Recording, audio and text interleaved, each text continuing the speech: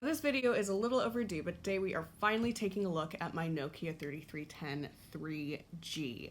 And let me tell you guys, I do not expertly review technology. I have no idea what I'm talking about, but this is just my personal use and how I have enjoyed transitioning from a traditional smartphone to a stupid brick minimalist phone. So how I downgraded was in about mid-July, my smartphone took a dive and it was pretty old. It was the Samsung Galaxy Note 3. And I didn't really have any money to replace it. I had about 64 bucks in my pocket, so I drove all the way up to Beaverton to buy a $60 phone, and here we are. I kept the box that this was packaged in because I was eventually going to do a video, and since I'm decluttering right now, this is a better time than ever to really do it so I can get rid of it. But I really like the box art. It came with a pair of headphones, which I actually decluttered. They were like really bad airline quality headphones, and it also has the information booklet. Here is the phone in question. They had a whole bunch of bright colors. I think there was a blue and a yellow and a red, maybe a green, but I just got the kind of boring gray one because that's just who I am as a person. It's pretty sleek. It's very reminiscent of the original 3310, except the screen's a little bit longer and it feels a little bit more smooth and not as heavy or chunky. It does have a color screen, which is, like I said before, much larger than the other one. And it does have all of these numeric buttons that you have to press. This is not a touch screen. The back of it just has the Nokia branding. It also has a camera and a flashlight. On top we have the charging port, which for a universal mini or micro USB, and also a headphone jack down here. Here is, I think, where the sound comes out if you're using speakerphone.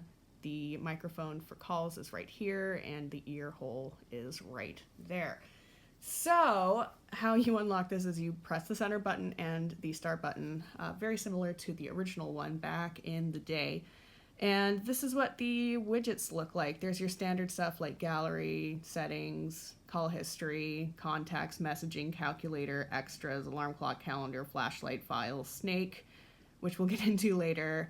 And then there's music, which I haven't used because it would be too much of a pain. Plus the memory on this is very small unless you want to expand it. So it wouldn't be worth uploading things because I'd only listen to like 5 or 7 songs. There's also the mobile store and some other things that I don't use, like Facebook or Twitter or these weird games down here. There is also internet on this thing, which is really nice. And unlike the original phone, you don't have to pay out the ass because data is a standard part of mobile plans now. So you can just directly search the website, use Google, anything like this. There's a whole bunch of preloaded bookmarks, which I haven't been able to figure out how to delete, but you can put in your own, which I basically just use to find out where the hell my bus is. Unfortunately, you cannot delete any of these widgets either, or if you can, I haven't figured out how to.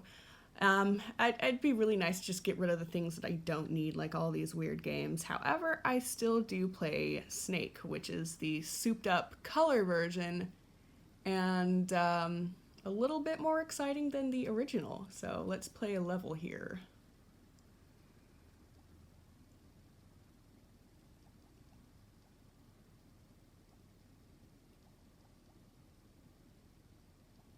And I died like 10 seconds in.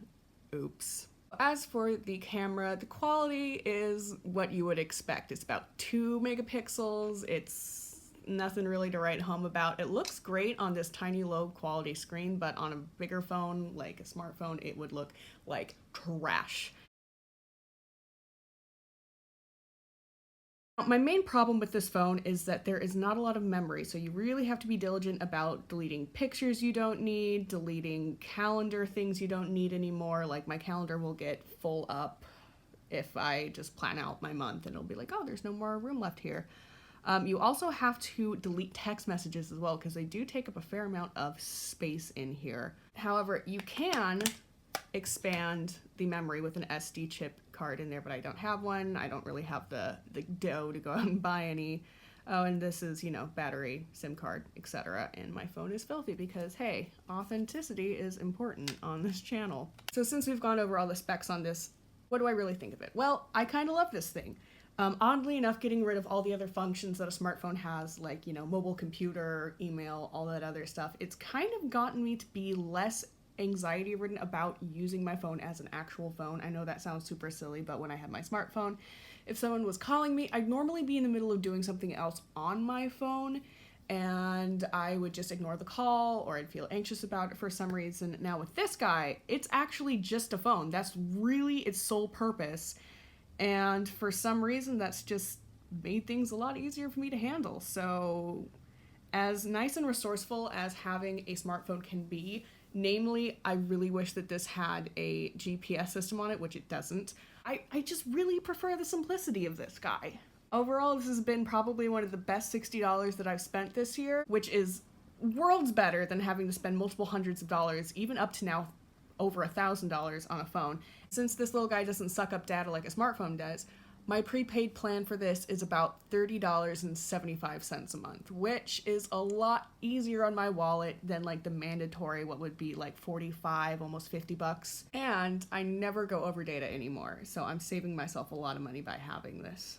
I was really surprised on how easy it was to switch to this, and if you've been playing around with the idea of downgrading your technology to get the most out of life, this is a good little phone. I've dropped it like a million times. You can already see that the little areas here are getting a little bit chipped, but the screen hasn't cracked. Nothing is wrong with it. I'm probably going to stick with this thing until A, it dies, or B, 3G is completely phased out. Thumbs up. Way to go, Nokia. You've won this minimalist little heart.